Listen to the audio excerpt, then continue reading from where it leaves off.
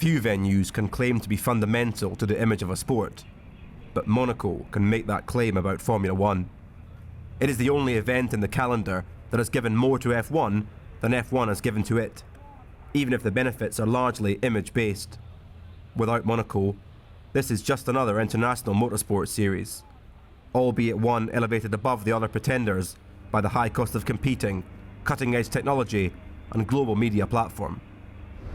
For more than 60 years since Formula One was created, the annual blast around the streets of Monte Carlo has given the sport a romantic glamour that is unique to the Principality. And for the teams, a win here at Monaco is one that is prized above all others. The Monaco Grand Prix is special because it would seem like a cliche, but it is the jewel in the crown of the Grand Prix season. It's worth only 25 points, like any other race victory. But with the history you have here, you know, there's been 70 Grand Prix events around the streets of Monaco. There's been 62 World Championship events as we know it today.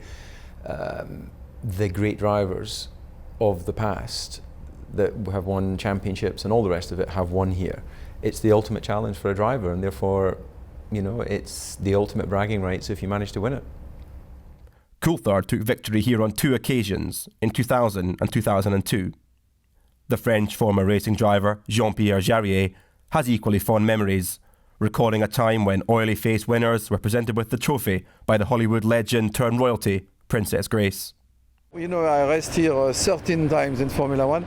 I discovered the place and I thought it was the greatest place for racing in the world. But anyway, a few drivers prefer very fast tracks like Spa. Me too, I like the fast tracks. Fast tracks, but you know, here is special. Something in town, romantic, or it is the only very international place in Europe.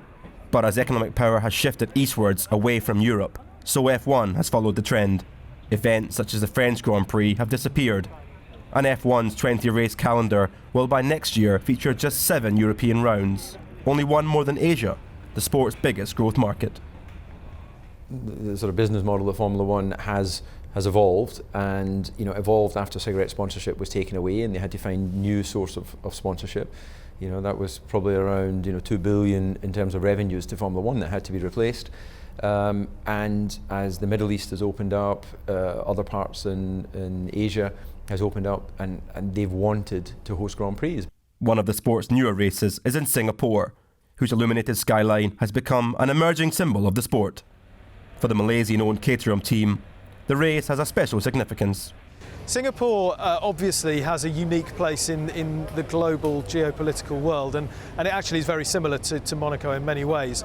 The race there is embraced across the whole of Singapore in exactly the same way as it is in Monaco, and every hotel, every bar, every club has got something going on that's supporting the race, and there's a lot of businesses in Singapore that have invested in the circuit and invested in teams and the race itself. I don't think it would be fair to say it's replacing Monaco. I think it's probably added to Monaco, and that's only good for the sport. And Monaco is still magical to behold on race day. When the 24 cars hurtle along the ribbon of tarmac through Casino Square, the high-speed pageant of colour and noise is irresistible. The Brazilian champion Nelson Piquet once described racing at Monaco to riding a bicycle around your living room. Formula One is about high-speed cars, it's about modern-day gladiators, it's about glamour.